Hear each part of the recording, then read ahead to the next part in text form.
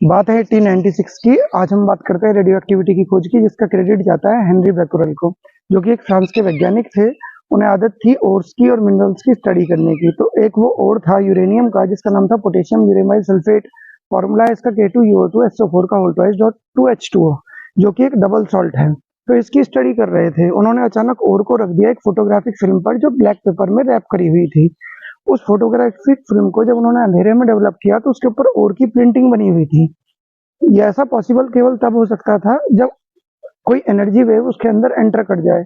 तो उन्हें लगा कि कुछ ना कुछ इनविजिबल रेज इसमें से निकलती हैं और फोटोग्राफी फिल्म को इफेक्ट करती हैं। 2 साल हो गए इस घटना को। उसके बाद मैडम क्यूरी और उनके हस्बैंड थे पियरे क्यूरी, वो लोग आते हैं और एक नया एलिमेंट खोजते हैं जिसका नाम रेडियम था। उसका और था पिच ब्लेंडे। कहा जाता है कि 30 टन पिच ब्लेंडे और में से उन्होंने मात्र 190 मिलीग्राम रेडियम निकाला था, लेकिन रेडियम जो था वो यूरेनियम से भी 10 लाख गुना ज्यादा रेडियो एक्टिव था।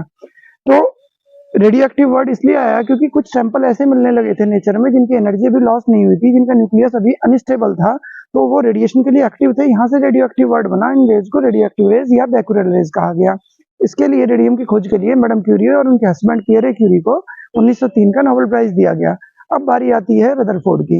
रदरफोर्ड ने 1902 में रेडियो एक्टिव रेज को इलेक्ट्रिक फील्ड और मैग्नेटिक फील्ड में से गुजारा, लेड के ब्लॉक में सैंपल को रख के। तो उन्होंने पाया ये 3 तरह की रेज होती हैं, एक अल्फा रेज पॉजिटिवली चार्ज, एक बीटा रेज नेगेटिवली चार्ज और एक न्यूट्रल जिन्हें गामा रेज कहा गया।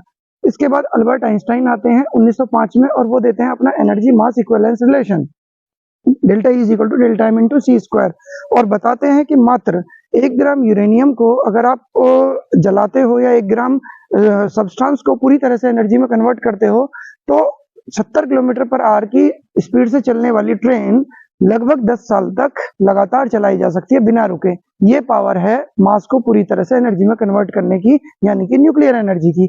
Thank you, keep watching this series.